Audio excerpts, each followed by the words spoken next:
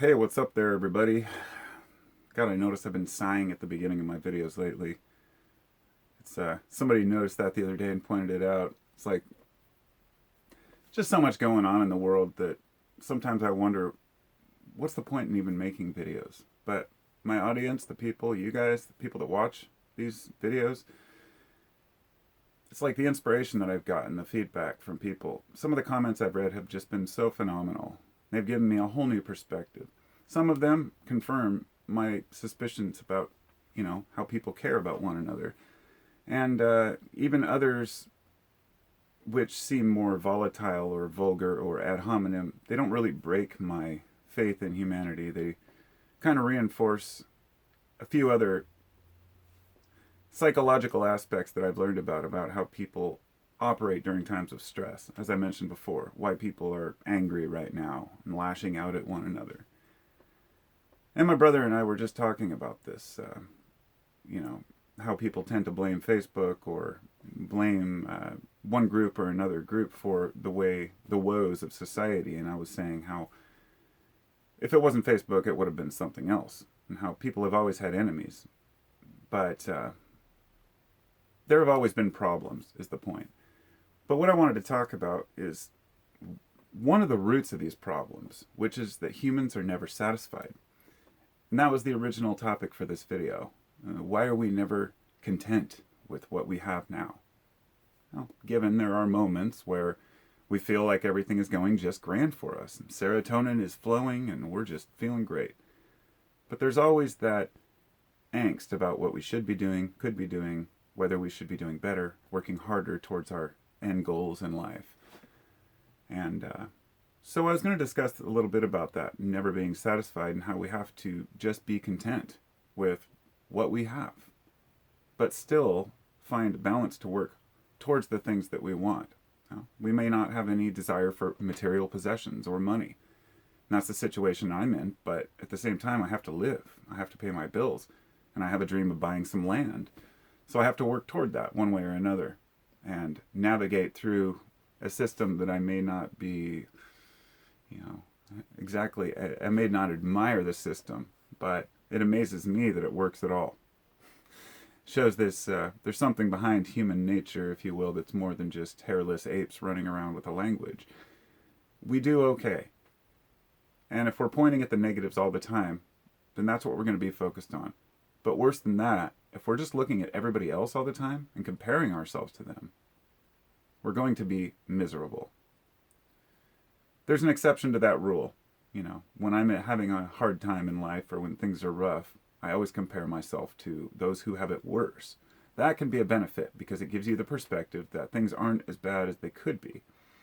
But if we're looking at people who have more than us or are doing better, and we think, oh, I should be where they're at, and that can really hold us back. I mean, it's a reality check when we realize we're probably not going to be a multimillionaire. Not that we couldn't be, but it's even more of a reality check when you realize there's more problems that come with more money. So there's this little angst that pushes us. But even when we're doing well, when we have everything we want, even when we have all the things that 10 years before we dreamed of having, there's something that says, oh, what's next? When some friends and I were laying around and tripping one night on acid, and we were all laughing about the stupidity of society, and I came up with this thing. I was like, it's always the next best thing. And for the rest of the night, we just laughed about that. Oh, the next best thing. Anytime we'd say, well, maybe we should get up and walk over here, or go do this instead, or I wish I had this or had that, it's always about the next best thing. And it was the funniest thing in that state because to this day I still think about that. It's an appeal to novelty. Novelty is anything that's new, and there's novelty and there's nostalgia, the two things that humans really hang on to. The nostalgia of the good old days when things were great for us. And as I was talking with my brother, I said the good old days, for example, for a lot of people were only if you were a certain color, or a certain gender, or in a certain situation, or had enough money. The good old days depends on where you're at, what you have, who you are, and what you look like. And circumstance. There's so many things that play into this, but we're also looking towards the future. So some people want to go back to what they had before because they're not happy anymore, and others want to become happy, so they're always yearning towards something greater. The truth is that we're always where we're at. We're always where we're at, regardless of what we have or how well we're doing. And we tend to overlook the times when we're doing really well. An old friend and I were texting back and forth, and he sent me a message earlier that said, it was yesterday, something along the lines of, that over the years he's finally learning to love himself. And I thought, that was worth bringing up, because that's something not a lot of people are willing to talk about. And I admire him for being able to be honest with himself and bring that up. Because philosophers always analyze their emotions. And when you realize that to love yourself is the only way to love others. I mean, we've heard this before, but it's so true. There are people out there who give to everyone around them. And they're admired as being great, caring, compassionate, charitable people. But some of those people inside, for example, they might feel inadequate in their own lives, and so therefore they do for others because it's a way of them feeling like they're valuable. And I'm not saying that's a bad thing. We all want to feel needed. It's one of the main human, beyond so many of the emotional, needs that we have for companionship, understanding, relationships, maybe having kids if we choose that. Sometimes that all pales in comparison to being needed, which is at the center role of all those things. Because we like to help people. We want to help other people do better.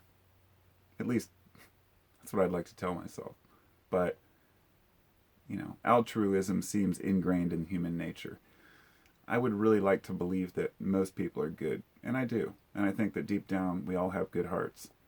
Once you get past the propaganda that got us to believe the things that we believe.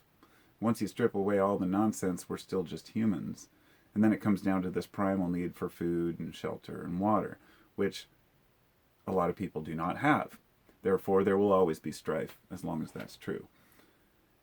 But amidst all this chaos, learning to love yourself and just be content with who you are is the first step towards not wanting anything, not feeling like you're never satisfied. And I'd like to say there is a fine balance here. Some people can just give up and say, oh, I'm good, and do it for the sake of not wanting to take any action or, to just sit back and let life happen to them. And that's not what I'm talking about, but rather taking initiative for the things that you really want. And I'm telling myself this just as much as anyone else because I've suffered from these things. Lack of motivation, lack of direction, being unsure of even what I really want to do. And I think that this is pretty much universal. Sometimes when we're in school, we get this image that other people know exactly what they want to do. And they're going to go to college for 4 years and they're going to be satisfied the rest of their life with a job until they retire. Seldom is this the case. And for those who it works for, I think that's great. But there are people out there who just cannot do that. People like myself who my brain works the way it works. I've worked mundane jobs in my life and I could do that if I have to, but I'm always expecting more of myself. I want to be an entrepreneur, I want to run my own businesses, but if I fail at that, if I fall behind, then I beat myself up even more. And that's what I've done, over the last year or so, on and off. I've had moments where I'm like, oh, what am I doing? Also, I pretty much stopped my herb business the whole summer because I kind of lost faith. I felt like the products were too expensive for the good ones. The whole story doesn't matter. The point being that in the end, I said, I have to fight through this and do what I have to do. And when I start doing things that I know I need to do, I always feel better about myself. Even this morning I was digging through my old tools and I found this router bit set. I was a carpenter for 15 years or so, on and off, till I messed up my back. But I was digging through my garage the other day and I found this router bit set, and it's a cabinet bit set. And then I have a secondary bit. This bit alone is a $40 bit. And this is a $205 set. You can probably get it for $180. But I bought these specifically for doing cabinets. So you can cut the rails and the stiles and the panels and everything. Used it on a couple kitchens and haven't used it since. And when I pulled it out, I thought,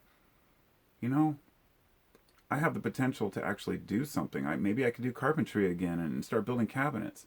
And the whole time that, I've thought about this on and off over and over.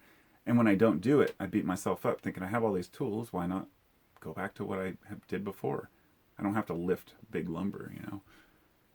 And I guess the point being that for those of you who are kind of entrepreneur minded or, want to work for yourself, that can be some of the hardest because we beat ourselves up when we fail or when we're not doing and living to our full potential or growing as fast as we think we should have. But when we're working for someone else, it's a lot easier to just work 9 to 5 and come home. And but even then, sometimes we push ourselves and say, "Oh, I need to get a better job or I need a raise." You're never content with where you're at. As a society, we're told we have to move up, or we should move up. We should be doing better, having more, keeping up with the Joneses. And I'm going to tell you right now that if that works for you, so that's great. But if you can learn to be content with who you are and what you have,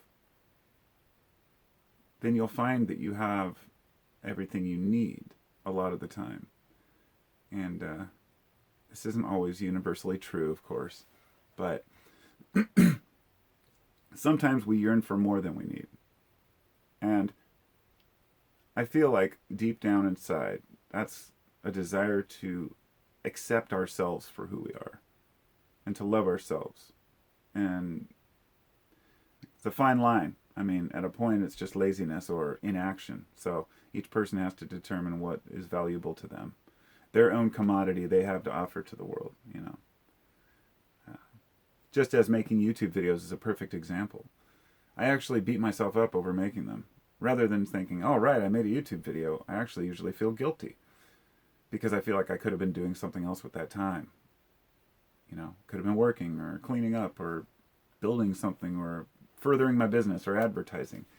I'm learning to accept it for what it is, It's a passion of mine. So don't let your passions make you feel guilty either. If you have hobbies or things that you like to do, it's not a waste of time.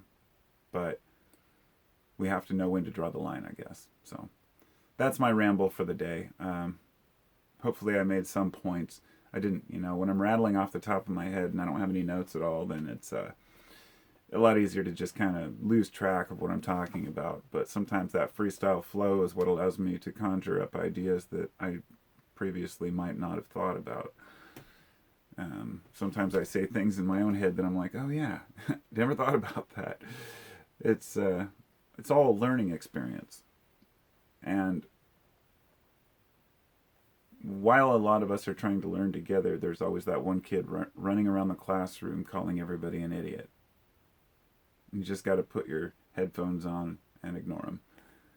Yeah. And those are the people in society who put everybody down and make others feel like they're not worthy.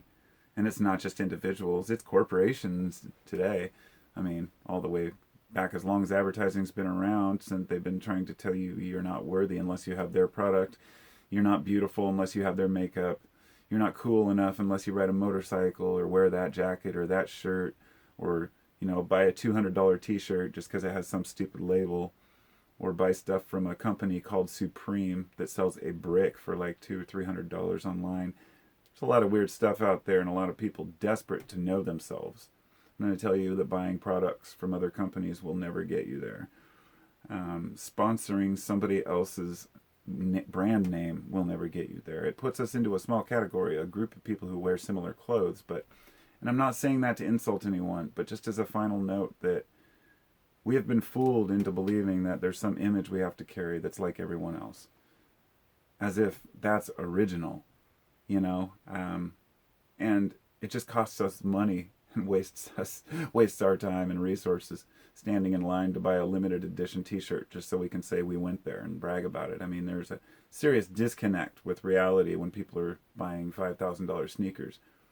That's the world we live in. So I'll talk to y'all next time, and have a wonderful day. Talk to you soon.